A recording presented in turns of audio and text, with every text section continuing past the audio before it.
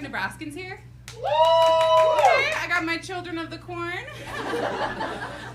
So Nebraska's a really great place. Everyone's really nice to everyone, unless you're gay, you need an abortion, or like you don't want to smoke weed, which like, come on, getting stoned is in the Bible.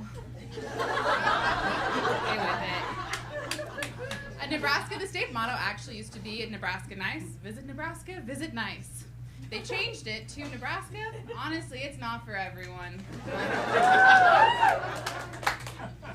So I was raised a good Nebraskan girl.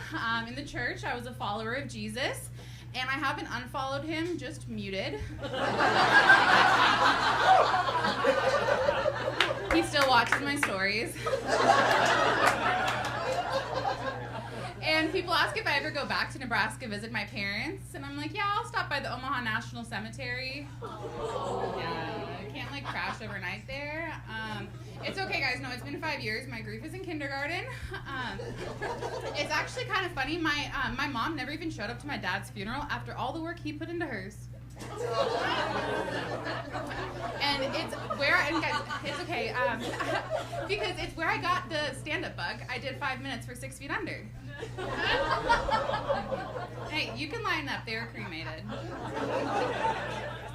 The thing about, with the funerals afterwards, people come up and they give you all the cliches and condolences. They're saying, don't worry, they're always with you. Always? You mean they're watching me go home with strangers every weekend, get on my knees and say, wow, she still prays.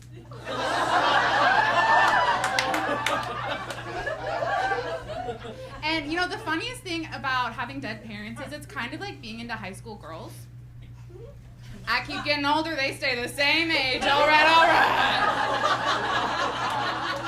I know, and I know like it's not the best to start the show, bring down the room with like dead parent jokes, but my dog died last month.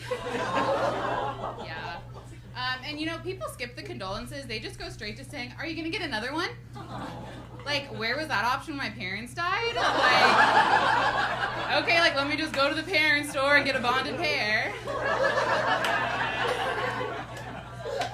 And with grief, there's 5 stages to grief, right? There's denial, anger, bargaining, another one, acceptance, and then horniness. Right? Yeah. Bear with me. Where you know the movie, like in movies like 8 Mile or Rocky 3 or Disney's Coco, and please like bear with me here. But when the hero, they suffer like this tragic loss, and then they like put down their talents. They're like, and from that day on, I swore I would never pick up a guitar again or even whistle a tune. That was me, you know, with all my losses. I was like, I'll never suck a dick again. The world doesn't deserve my talents. But I just like being held and comforted, and then suddenly, like, a boner's there, and I'm like, okay. So I recently started Adderall, and yes, we got our Addy heads up front. Yes. So it's great. It's made me really focused and productive and really into true crime. With some of the side effects. Like, I watched 5 20/20s today, so that's 100. And do you know the case of the Golden State Killer? All over Southern California, he terrorized people.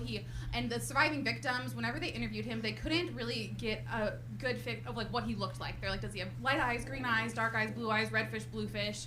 And no one could agree. But there was just one defining characteristic: a really small dick. We have to be nicer to guys with small penises, y'all. Like literally, forget Neighborhood Watch. Like, go, like, I fucked 2 micro penises. How many have you done? How many lives have you saved? Okay. So I have some friends from college here. And college, I loved college. It was really fun where I was an overachiever in student congress, honors program. I fucked half a barbershop quartet. That's just 2. You know, the guys who go like, hello, my baby, hello, my darling. Yeah.